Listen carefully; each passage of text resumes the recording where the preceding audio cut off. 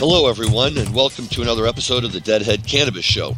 I'm Larry Mishkin of Mishkin Law in Chicago, here today with lots of great things to talk about, things happening in the marijuana world, things happening in the music world, a Phish review, and a special visit from my co-host Jim Marty's son, Jack, and his bandmates in Sqwerv, who are really starting to make the scene out in Colorado and are kind enough to give us a few minutes of their time today to tell us what it's all about. And we'll be jumping out to them in a few minutes, so stay tuned. There's lots of great things we have here today. But first of all, Jim, nice to chat with you again. Is all going well for you?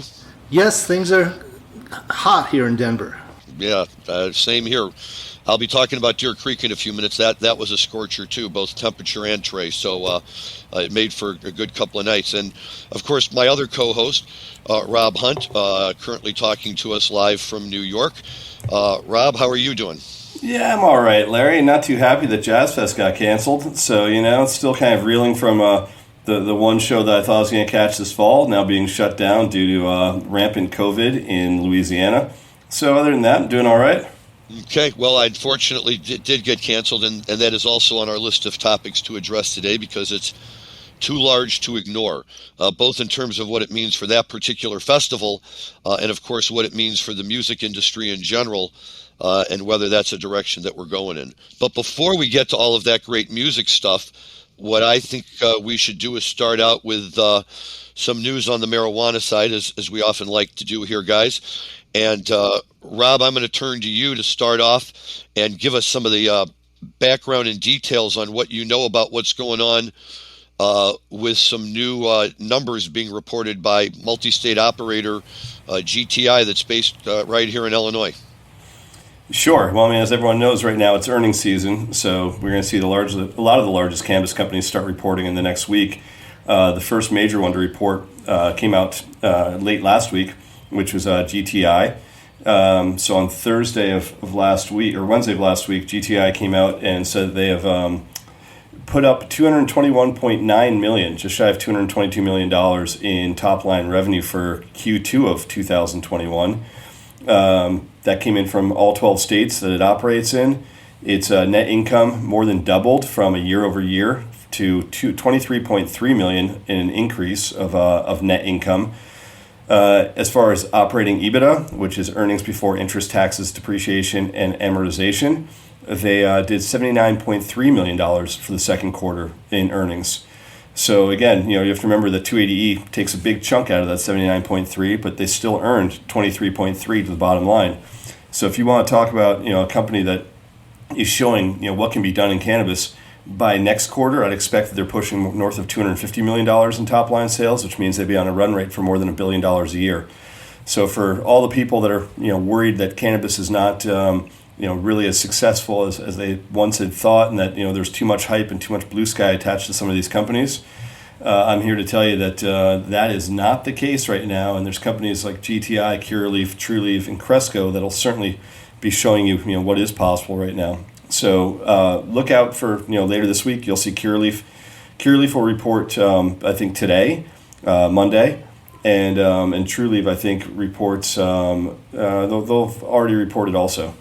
So watch those closely and start looking at the earnings of the biggest companies, and then think about where you want to put your entry into the industry, because there are still plenty of places, and none of these guys are done. They're still increasing revenue quarter over quarter. They're still increasing net earnings quarter over quarter. So you might think some of these companies are expensive. Just wait until having this conversation a year from today. Well, that's all very good news for the industry. Good to see a large, we call them MSOs, multi-state operators, showing an after-tax profit. When public companies report, and you said 29 million of earnings, that is an after-tax basis. The 79 million would be before taxes. So it shows you what a bite 280E does take out of it. But as I've been saying on this show and to my clients, you can still be profitable in spite of 280E. You have to really control your costs and get good margins. But you can be profitable on an after-tax basis despite not being able to take all your deductions. Rob, or Jim, a question I want to throw out there, and I know we've discussed this in the past, but if I'm sitting around listening to this right now, and I'm somebody here in Illinois who's just waiting to find out whether or not I got an adult use license, and I've got my team of 5 guys, and we've got our group of investors, and we're going to go open up our dispensary and, venture out there in the world, or for the people, that are just getting like their craft grow licenses. What chance do they really have to compete in a market, say, like Illinois, that's home to Cresco, GTI, Revolution, all of these? How do these companies move forward and make a profit? Well, that's a very good question, especially on your craft licenses, which limits your cultivation to, what, I think 10,000 square feet? Well, it starts at 5, but eventually over a 3-year period, you can grow to a total of 14. So that does make it tough to compete, but again, it's all about how much it costs you to grow a pound.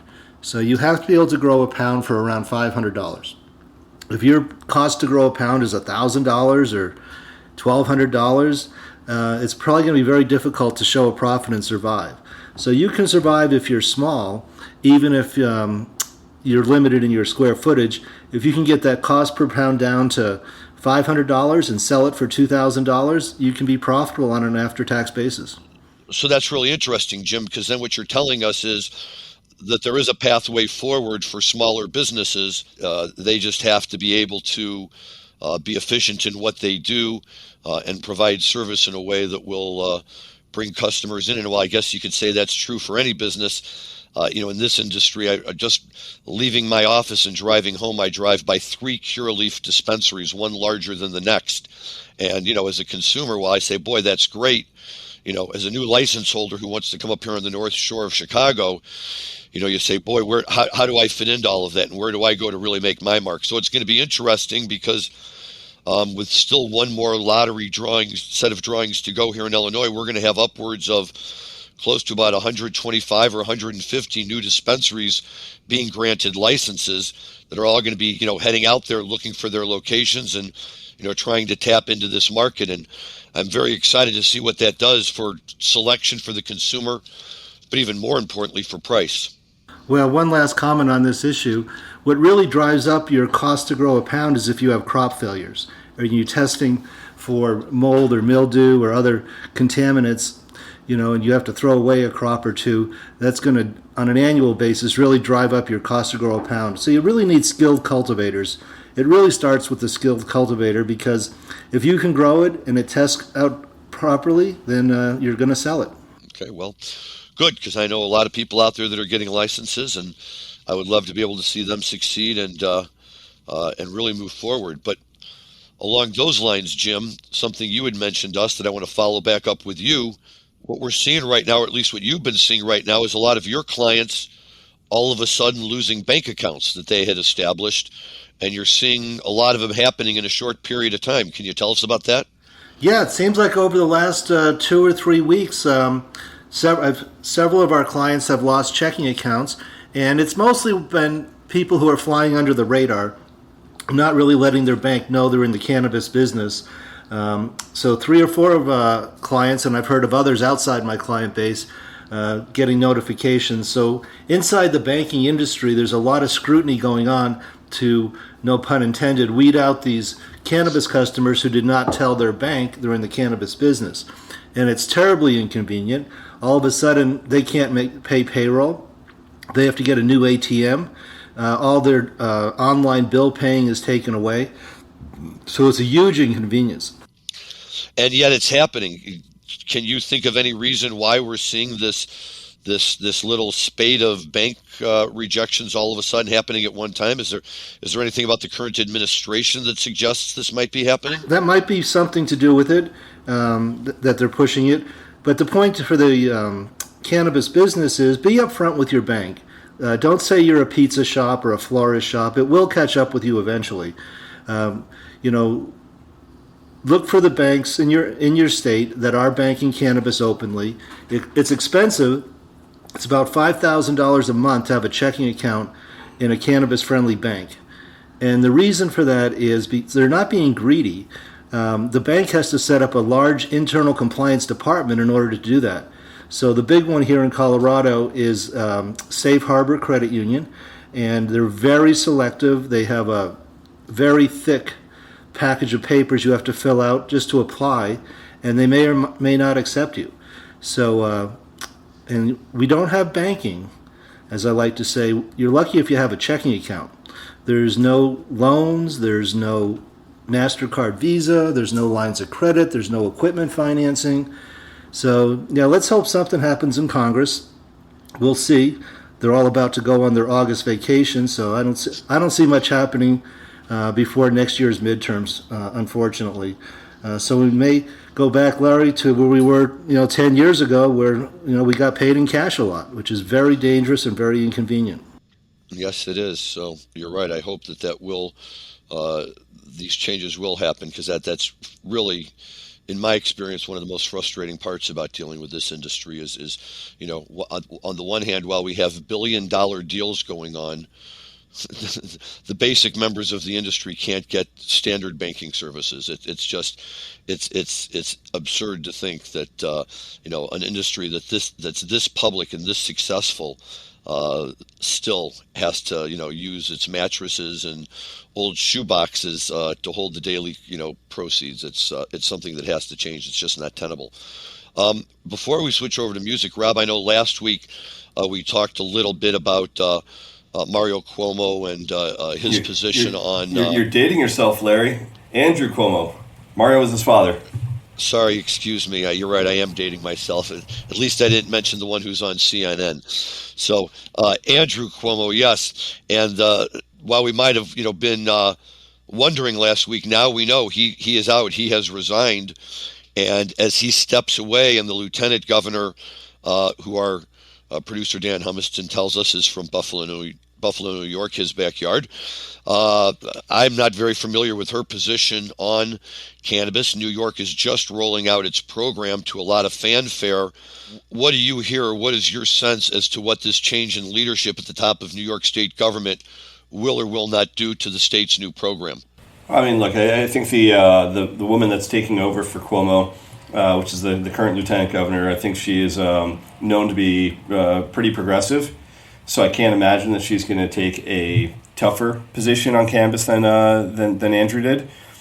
But it's always sort of a crapshoot when you go through an administration change. You never know what's going to happen, and all the work that's been done in the governor's mansion to date on this new program now needs to be rethought. There's new interpretations that need to be gone through. And again, we've seen this happen. I mean, in your state of Illinois, we watched it happen when the transition from whoever was predating Rauner to Rauner, and then from him to Quinn. Yeah, exactly, from Quinn to Rauner, and then Rauner to Pritzker. Those were three very different people with three very different ideas about how cannabis should be handled. Quinn was relatively pro. Rauner came in very anti, and eventually kind of flipped over and said, okay, I'm not going to sunset this program, and I'm going to allow it to proliferate. And then ultimately you had Pritzker that ran on legalization. So it's it's always a change when you see a change in governor. The bigger question is, what happens if this happens in other states, larger states? I mean, we're facing a potential recall right now of Gavin Newsom in California, and if that recall happens, then very likely the governor might be a Republican. So do you see California roll back? And if it does, that's much different than Andrew Cuomo leaving and being replaced by a more progressive member of the same party. So again, it's politics when it comes to cannabis legislation. But these are all important things that we need to be watching for in understanding what happens as someone's in a transitional period like New York is right now. Of what does that mean for the industry? What does it mean for the future of the industry? And will it accelerate it? Will it retard it? How is it going to work? So keep your ears open on the New York question, because there's a lot to be decided still. Okay, something for us to certainly monitor as we go forward. Having said that, I think it's time to take a quick swing over onto the music side, because quite frankly, we have so much to talk about today that I want to make sure we get it all in, including a few minutes with Jim Marty's son Jack and his band Sqwerv. But I want to start off by talking about Phish. I saw Phish this past weekend, or I guess by the time this airs, it'll already be 2 weekends ago at Deer Creek, which we'll always call Deer Creek, but apparently is now known as the Ruoff Music Center, although nobody's bothered to find out who Ruoff is. we just call it Deer Creek and go from there. And I found that most of the people in Indiana call it Deer Creek as well, so it works out just fine.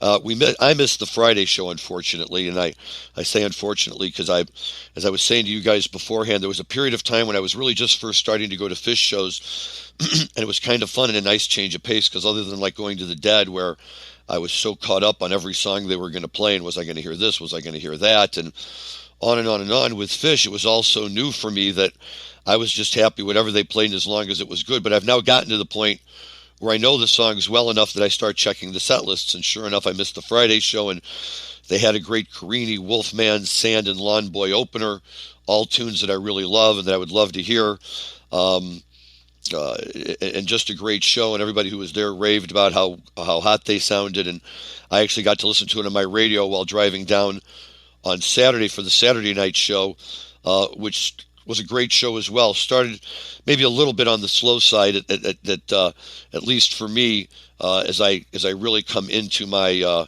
Phish persona. But Crowd Control and Pour Heart are songs that it was good walk-in music for me. But then they dived into MoMA Dance, Back on the Train, got into Bouncing Around the Room, which just for historic sake was the first Phish tune that I ever really listened to when I bought the original live Phish double CD, and my kids loved it, so we'd play that song over and over.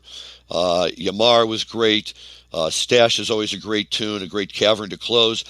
And the second set started off fantastic as well, but what really took the second set to the next level for me, and I had not seen them do this before, was to play one of their Halloween covers, and Cross-Eyed and Painless, Remain in Light's one of my all-time favorite albums. I have the original vinyl when it came out in 1980, and I was in college, and to hear them play it finally was fantastic. They sounded great doing it. You can find it on YouTube.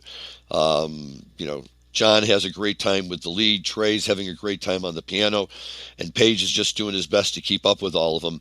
But it really took the show, I think, down kind of up to another level, led into a kind of mid-set Down with Disease that was great, Waiting in the Velvet Sea and Possum, all really, really solid. And then the encore, Drift While You're Sleeping, I have to confess, is not a tune I know, so for me it was a little bit of a letdown. I know that a lot of the Deadheads really, the Phish heads really liked it, so I'll accept it for that. But this all really led into the Sunday night show, guys. And I don't know how to describe it because I haven't seen enough Phish shows, but I've heard some recordings, and I know that every now and then Trey just kind of has this night when he gets silly. And I don't mean, silly like he can't do anything, but silly like he starts taking songs and mashing them together and jumping all around and just playing with you. And, they started the second set with a Bathtub Gin that I thought was right on.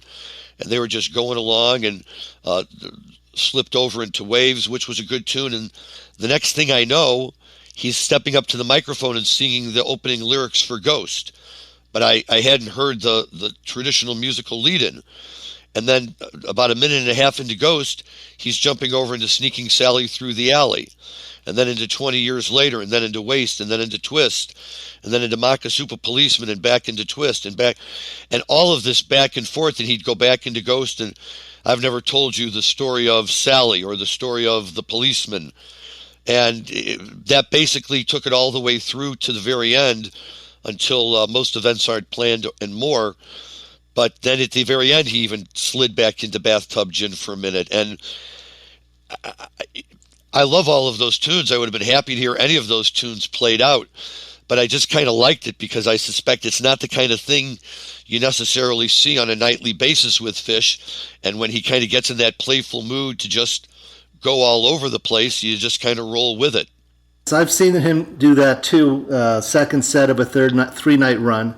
They're ready to get on the tour bus again, and they start goofing around. So, yeah, I've seen that in the past as well. It worked out, but it was great music all the way through, and again, it kind of reaffirms for me this idea that maybe their lyrics are a little bit silly and maybe they're a little bit goofy, but they play so damn well it just doesn't matter. The quality of music that they put out is right up there, and I have to say I'm a late blooming Phish fan, but it's fun, and I'm pissed off because 2 nights later in Hershey they played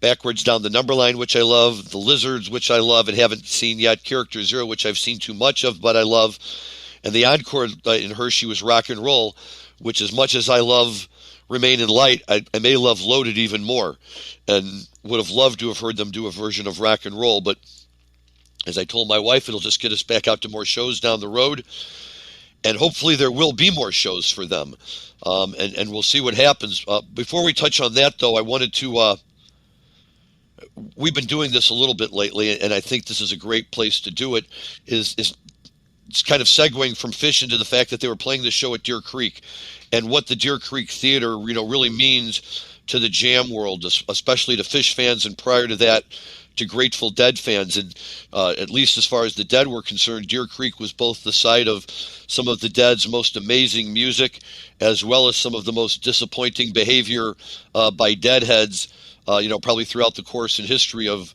the Grateful Dead. And so, it kind of holds a special place in that history. But Phish obviously loves to come back to this place. Rob, I know you've been there a couple of times. What is it about Deer Creek? Is it the size, the intimacy? It sure and heck isn't the local police force who kind of make it their point to be in everybody's nose all night. But why do these bands love it? What's so great about that place? I think there's something about a great shed in the middle of a cornfield that has fantastic sound. That's always fun.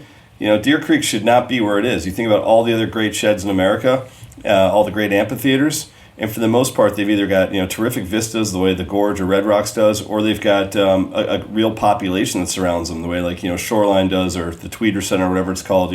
Great Woods in Massachusetts. Usually they're in metropolitan areas, and it's a great alternative summertime venue to playing in a sports arena. But Deer Creek, there's no rhyme or reason for that place being where it is. It's just literally in the middle of nowhere. You're down dirt roads, and all of a sudden you come to this place, and you're like, there it is, Deer Creek. And for some reason, bands love playing it. And I think the steepness of the lawn is mellow. The sort of the sunken way they've built the venue, so it kind of drops down instead of being up on a hill, the way like an alpine is. It's just it's just a cool way to build a venue, and it's the right size. I think Deer Creek holds, I want to say, around 22,000 people. So it's a great size for a venue. The lawn is big enough, but I've always had a good time there. And the other fun part is that after the show, most people camp. Most people stay in the area. There's really no place to go afterwards. So it's lots of reasons to get together with your friends and say, let's go have a weekend at Deer Creek. Well, I think that's true. I was with my wife and some other people, so we decided we weren't going to camp, and we got a motel room not too far away. But the challenge, of course, for us was just finding a place where you could eat after the show, because there aren't a lot of places, and the whole crowd comes pouring out. But we did manage to find our way to a lovely Waffle House in Pendleton, Indiana, which is not too far away. You just have to know that it's there. And at this point, I have to give a special shout out to my son Matthew's good buddy Kevin.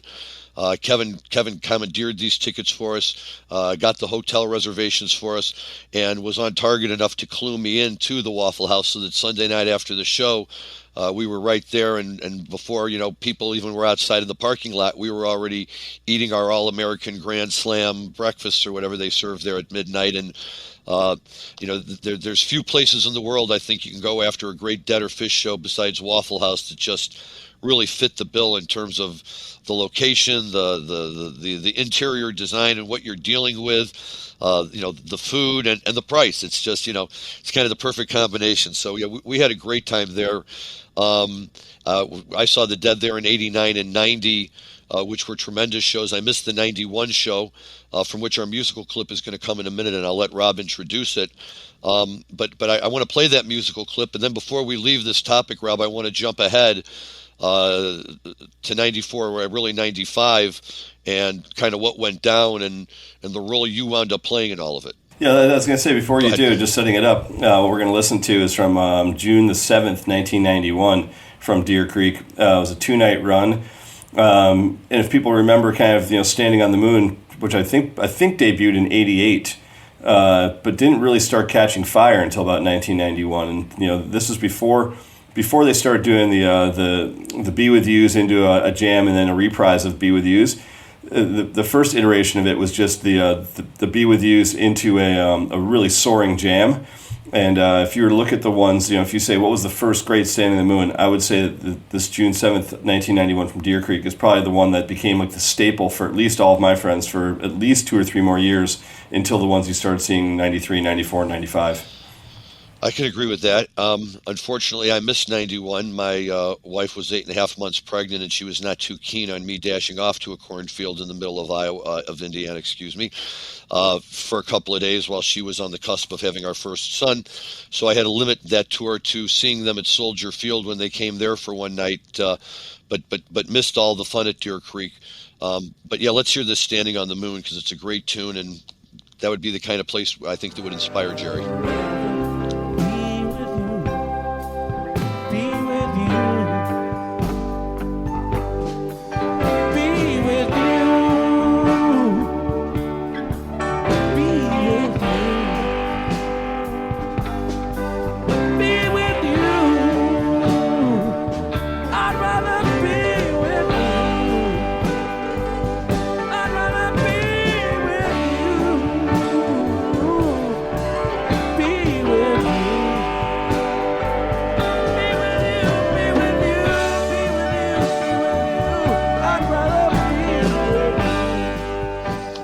Not too much to say. That's pretty awesome. Yes. Speaking of, before we leave Deer Creek, Larry, was it at full capacity? It was at full capacity, Jim. And it was interesting because they had asked fans to wear masks.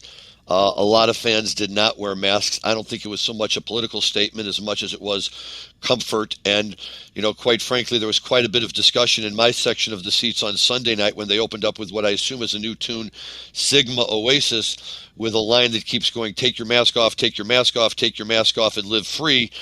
And, we were thinking, is that really the line you want to be singing to a crowd that's, probably kind of ambivalent at best about trying to wear a mask during a concert? But I heard that there was a big commotion about it at Hershey last night, and that tonight, supposedly, they're going to be taking a much stronger stand in telling people that they need to have masks. It's going to be very interesting to see where that goes. And that kind of leads us into the next topic, which is that Jazz Fest, which, if not the oldest music festival that's still going on, has certainly become one of the most famous and well-known, if for no other reason, just because of its tremendous location and the quality of bands that it pulls in. And I like to refer to it as Lollapalooza for adults. And you can get real food at the campground. You don't have to just eat the hot dogs and cold cheese pizza that they have. But Jazz Fest, we just found out over the weekend, for this year has been canceled again. It was canceled in 2020.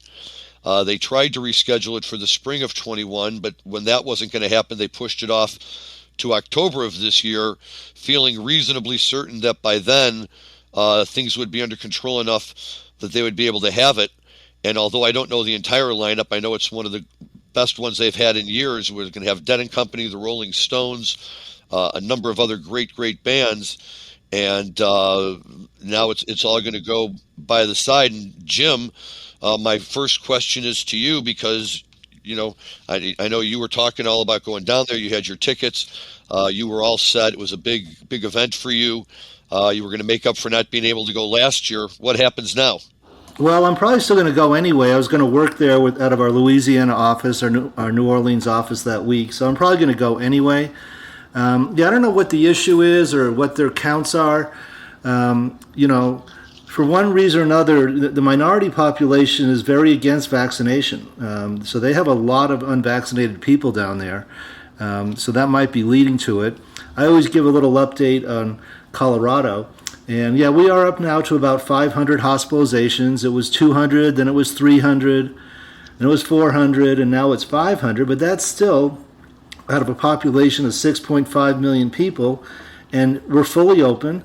The bars are jammed every night. The bands are playing. Red Rocks has shows every night of 10,000 people. So I don't know. I don't want to get political, but I think at some point we just have to learn to live with this like we live with the flu and the common cold. I hear you. And at the same time, the big bike festival is going on up in South Dakota, so the world is certainly moving forward with a lot of events. I haven't read the full story on Jazz Fest yet, so I can't speak to specifically what their concerns were, but I do note, as you say, that there's parts of the South where the Delta variant has been spreading, and I guess they probably decided that the risk just wasn't worth it. Rob, are these decisions typically made by the producers, by the artists, or is there some, combination of them sitting down and making the decision together? From your experience, where do you see that going? Yeah, I mean, I think the artists definitely have a lot of influence in it, but if a venue wants to make a venue decision, they can certainly require it across the board and say, any artist that's playing in our venue needs to mask up. I think we're going to start seeing a lot more venues do that. I mean, I think a lot of people jumped the gun thinking that we were, behind this thing. At this point, I think everyone's rethinking that. I mean, I'm watching schools make decisions now that are much different than what they were saying in May and June. But most venue operators right now, I think, are saying we're no longer going to cancel shows for the most part.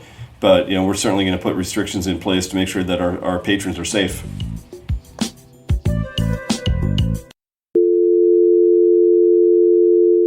This is a sound that cannabis companies hear when they try to place an ad on Facebook, Twitter, or Google. The tech overlords' arbitrary discrimination against our industry is unfair, but until they change their restraint of trade policies, we need an alternative way to share our message with our customers. Cannabis podcasts are one of the last advertising platforms not controlled by the tech monopolies. And for as low as $9.99 a week, cannabis companies have the freedom to play their uncensored commercials to customers around the world. Don't let the tech bosses dictate how you run your business. Go to PodCONX.com, that's PodCONX.com, and for just $9.99 per week, you can go from this to this.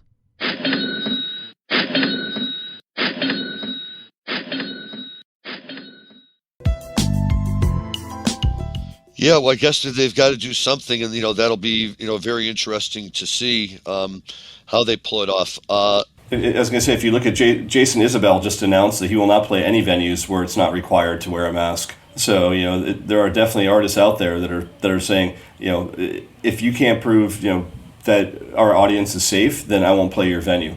So they're requiring the venue, any venue they play, that it's a venue decision, but driven by the artist's decisions. When you were, just talking about, the need to keep people safe and the artists, that reminded me that I was doing a lead-in to you having a role with the Grateful Dead in 1995, particularly because Deer Creek, and I believe you were at the show that year, had an experience that's got a lot of really negative press at the time. And maybe you can fill us in very briefly again on what happened, and then what ultimately the Dead did, and how you were kind of a participant, even if I was just a bit player in history there. Sure. I mean, let's preface this by saying that I think I was more of an observer than anything, but very lucky to have some role in participation. And I wish I hadn't. The summer of '95 summer tour for the Grateful Dead, if anyone that remembers that tour, like anything that could have gone wrong did. And I think a lot of people refer to it as the cursed tour. Everything from campground scaffoldings collapsing, or I think upper deck porches collapsing, to death threats against Garcia, to having what happened at Deer Creek, which was the second time on that tour where there was basically a riot. Highgate, Vermont being the first one, where they kicked all the gates down and everyone walked in at Highgate. An extra 40 or 50,000 people went to that show. But at Deer Creek, it was kind of a bit more menacing. It was to the point where they're smashing down the back of the venue, the huge wall at the back of the venue, and they're knocking over porta potties while people were still in them and trampling to get into the venue, to the point that the band's like, we're not sure we can continue playing.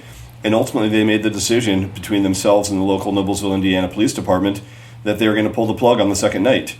So on that second night, which should have been night 2 of Deer Creek, I happened to be staying in the same hotel as the band. And the band reached out to a lot of their buddies that always would stay in the same hotel that they would, and said, all right, we need to do something about this. And we're calling it kind of an all-hands meeting. And they took over the ballroom of the hotel and invited everyone that was in the hotel that was, sort of invited by, call it the extended family of the Grateful Dead.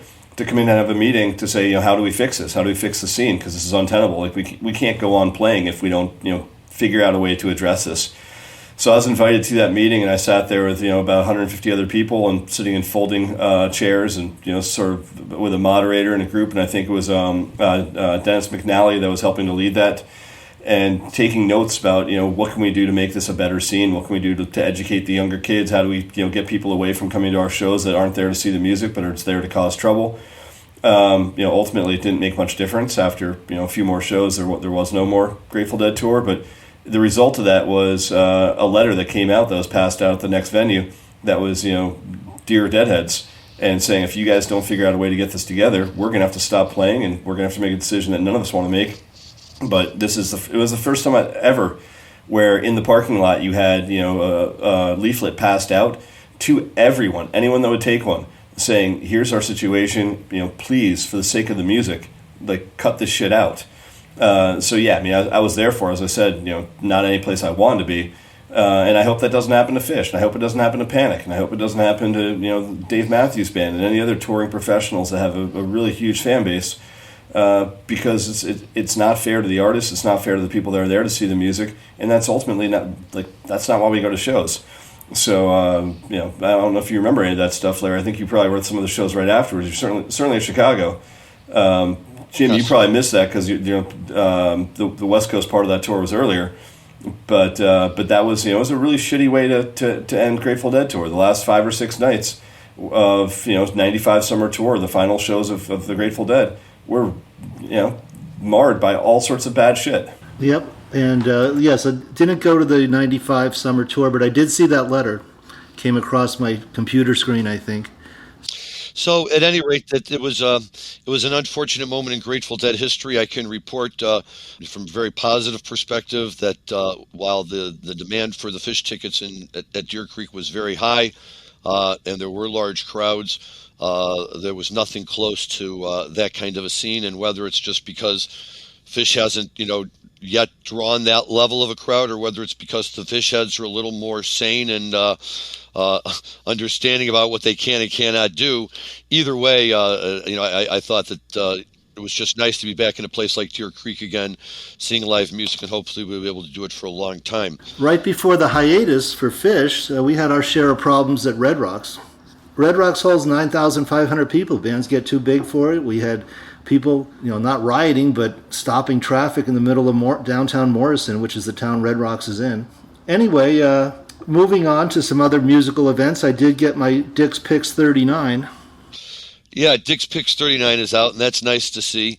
What I'd like to do on that, Jim, is give that a more thorough listening, and maybe we can pick up on that next week, because there's a lot of good stuff on that album that I want to go through. And before we run out of time today, I want to make sure that we have a chance to really chat with your son and his band Sqwerv, and about his band Sqwerv, because, here's the thing. As I'm sitting there watching Phish, part of my thought process was, I actually feel kind of lucky, right? I mean, for me, that whole period of my life was the Grateful Dead, and that's, the band that I grew up with, and that was the jam band that did it all for me. And yes, it was inevitable that the Grateful Dead weren't going to be around forever, and eventually they weren't. And although I was one of the latecomers to a band like Phish, it was wonderful to know that Phish was there and is there, and you can still go to Deer Creek, and if it's Trey and his band up there, jamming away, quite frankly, it was almost just as much fun as if it was Jerry and the boys, and that's great to see. But after Trey, and maybe after Widespread Panic, who were probably Phish's contemporary in terms of age and years of experience on the road, who is the next young hot band that's going to really come on the scene? I know we've talked about Goose, and I know we've talked about a couple of other bands, but why not Sqwerv, or why not a band that we haven't even heard of yet? So, Jim, let me turn this over to you, and you can introduce your son and his bandmates. All right, I'm going to let them introduce themselves and say what instrument they play. And the name of the band is Sqwerv, sqwerv. And how did you get that name? Well, I guess I can take that one. My name is Guy. I'm the guitar player and I guess main vocalist for our band. But we got the name in kind of a uneventful way, but it's one that's kind of dear to me. One of my good high school friends, and we used to just drive around kind of getting stoned back in our hometown. He would make funny noises when he'd take corners a little too hot. And one of those was sqwerv, when he'd kind of, hit on the brakes a little hard, and it'd be kind of a sketchy moment. But we got a gig a few years later out here once we were in our first formation of the band, and we needed a band name because we didn't have one yet. We already had a gig, so we were just blurting things out, and that ended up sticking. And it's kind of been nice because it's totally undefined. It's nice to have a band name that isn't something that doesn't automatically bring up meaning in people's minds. So we like to think that kind of is representative of our music, where we can be open-ended and abstract and not be pigeonholed into any specific genre or meaning. And it's Guy Free? Yeah, Frydenlund. Frydenlund. Norwegian last name. And then, of course, you have Jack Marty, and then Caden Caden Kramer. I play the bass guitar. And how did you guys get together? I'll turn that one over to Jack. Actually, this is a question for them because I joined late in the band, so I actually don't know the origins. Well, I think this is a good moment. Me and Caden here, it's kind of funny. I grew up as a really big Doors fan, and I was at music school here at CU Denver, and I was in my first class actually, and this guy walked in. He was wearing a Doors shirt. He had his big long rock and roll hair, which he still has, and this was probably almost 6 years ago now. And I was like, I'm gonna be in a band with that dude one day. It just kind of popped in my head, and we jammed a little bit here and there. It didn't happen right away, but after about a year, we started playing together, and here we are still in a band. And since we've had a change in lineup, and now we have Jack Marty here on the keys, and our drummer Zach Bulgarelli, who couldn't be with us here today, but. And so, Jack, tell me about how you got into this a little bit later then. Yeah, I knew of the bands just through Facebook and the local scene, and I think the video of Boogie With You popped up on my Facebook, and I saw they didn't have a keys player, so I reached out to who's now the old guitar player, Kai. Reached out to him, asked if I could just come sit in on a practice one day, and they agreed to it, and I came down and it worked well, and I kind of just never left. Kind of just kept doing practice. Yeah, and now you've got your first CD and some videos to go along with it, and you're getting a lot of good gigs around the Denver metro area. Tell me what kind of gigs you've been getting, what kind of crowds you've been drawing.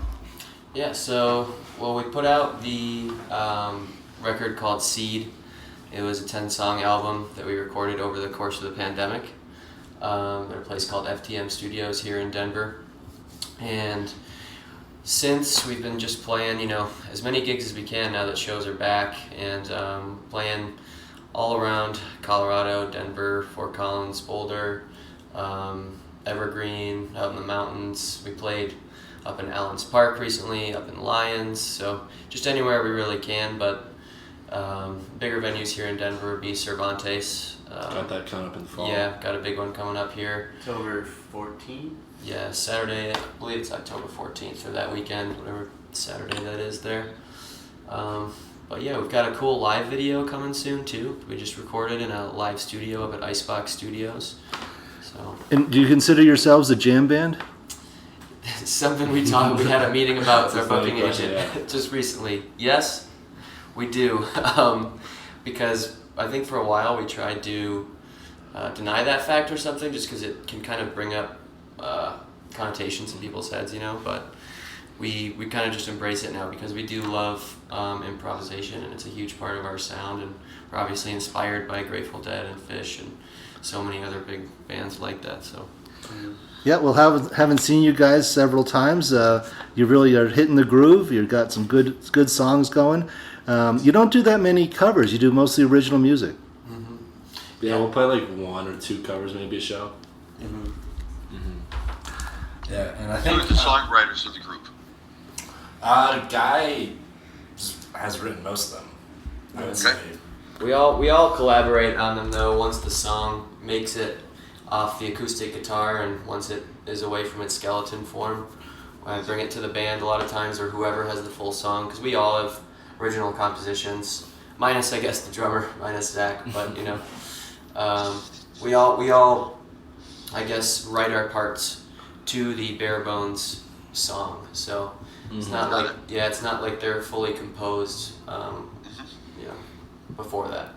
And I think some of the songs on the new CD have hit potential. What are some of your favorites? Oh, thanks. Appreciate that. I think one of my personal favorites is the Strange Satisfaction song. It's, I think, the 9th track on there. Kind of just a more melancholic, reflective song, and doesn't actually really even have a solo in it anywhere, which is one of the few on the album like that. But yeah. So I think we're going to listen to some Sqwerv music. What song? Guys, give us a setup on this. What song are we playing? So this is from an excerpt of, at least from what I heard, it's from our Camera Jams live stream back in February. The songs, it's just an excerpt of Echoes, kind of coming out of the jam. And Echoes is the name of a song? Echoes of Ourselves is the full name of the song. Echoes of Ourselves. All right, let's hear it.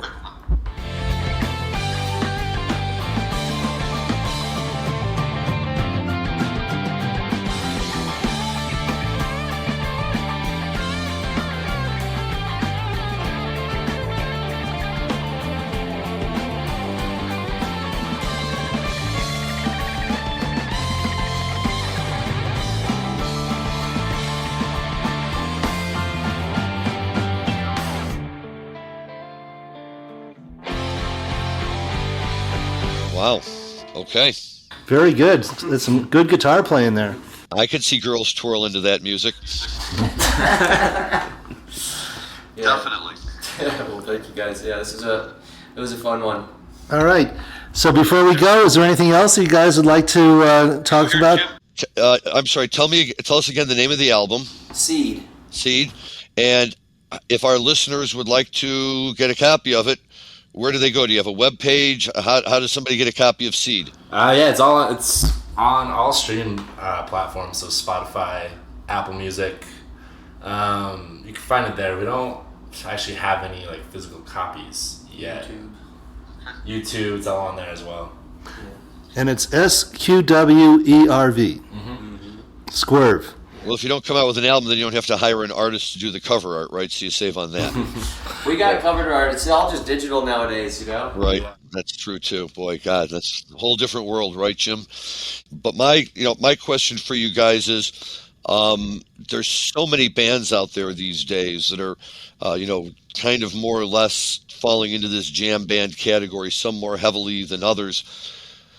How hard is it, when you sit and you listen to some of this music and you've been influenced by this music, to come up with something that doesn't just have that music creeping right back into it, right? To take a jam and go in a different direction and really create a unique sound. Maybe that's just what musicians do, but that's the part that's always interested me, because anytime in my head I think I can make up a tune, the next thing I know I realize I'm just singing somebody else's song and I'm not really being creative at all. Yeah, Caden. Yeah, well, it helps to have a great songwriter in the band for sure, with a very unique sort of sound. I think it helps too that a lot of us really do come from different musical backgrounds as far as the things that we listen to as children and stuff, but we all sort of come together on that jam band sort of thing. But I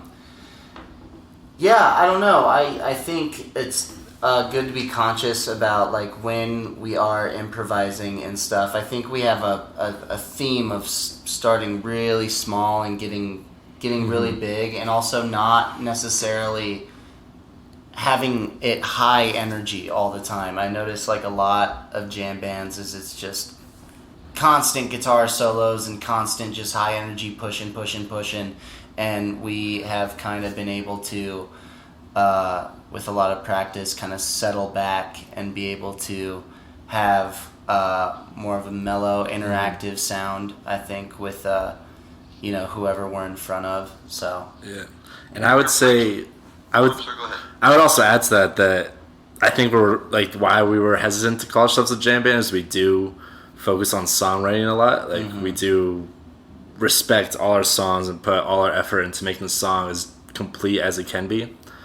And then jamming kind of, I don't know if coming second nature is the right word, but like jamming just kind of a subset of the song we created. So I think that was kind of our hesitation to call ourselves a jam band there. But It's true, and we have several songs that we don't jam as well, that we don't write with, a jam in them necessarily. So I think that's something that sets us apart as well. Mm-hmm. For each one of you, really quickly, tell me who's the one musician who's inspired you the most, or who you think has most influenced your style of playing. We'll just go around. Caden? Yeah. Honestly, I would say back from my early days of listening, Jimi Hendrix. He's a guitar player, obviously, but I was really inspired by just the outlandish sounds that he could get out of his guitar, and just the freeness of it was really inspiring. Mm-hmm. Cool. And I mean, for me, influences have been always growing up, but like, who is this? This is Jack. Sorry. Go ahead. Yeah, I mean, I was actually a guitar player kind of originally in middle school, and so I loved Jimmy Page. Always, I learned all Led Zeppelin songs and all that. And then high school, started listening to Grateful Dead and Phish more. And then once I started playing piano, I was also in a Phish cover band as well. I would say Paige McConnell has been a huge influence on my style and playing. Yeah. I love that you guys mentioned like guitar players. Yeah. I'm gonna say probably number one, just because it got me into other styles of music and made me like look at music in a very different way compared to other people I listen to. Would probably be Derek Trucks. But if I had to cop out and add more in there, I really love jazz, George Benson. Vocally, and lyrically, I think, like as a songwriter, that was a big influence, was obviously Jim Morrison, and just the combination of kind of poetry into lyricism. So I would say, obviously, Trey Anastasio's up there, but yeah. Sure. I was as a guitar player. I mean, Derek Trucks to me is like I love him. I think he's the greatest guitar player alive today. That just seems. That's a high standard to live up to, man. If you can pull that off, God bless you. Thanks, yeah. He's my hero. I never saw Dwayne Allman, but I think he's the closest thing that they'll ever be to him. And I just go to music just to sit there and watch him play guitar. It's inspiring. Well, Jack and I were lucky enough to be at Red Rocks for Tedeschi Trucks a week or so ago. Jack, you want to give a quick review? He blew my mind. I was thoroughly impressed.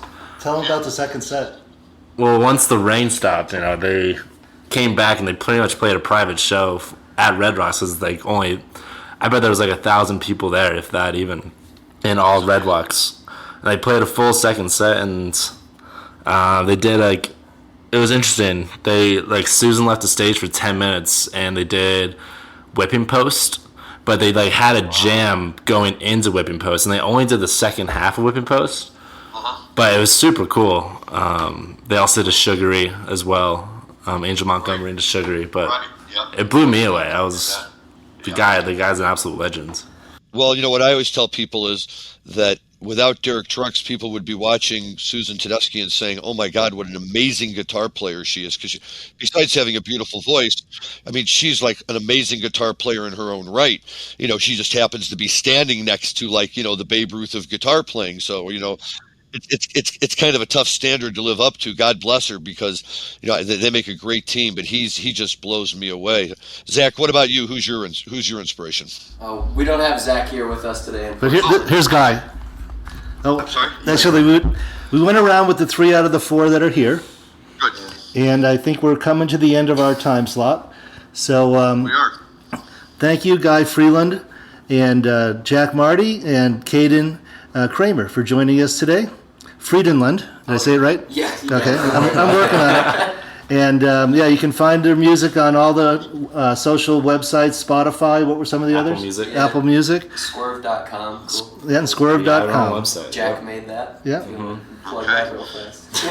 Yeah, Jack did We'll the be website. looking for it, and we'll be following your career, and I'm sure Jim will be more than happy to keep us updated. And as you guys get bigger and more popular, hopefully we can get you back on the show sometime, and you can tell us what life is like as you're climbing up the ladder. Yep. Thank you so much. Yeah. Cool. Thanks for having us.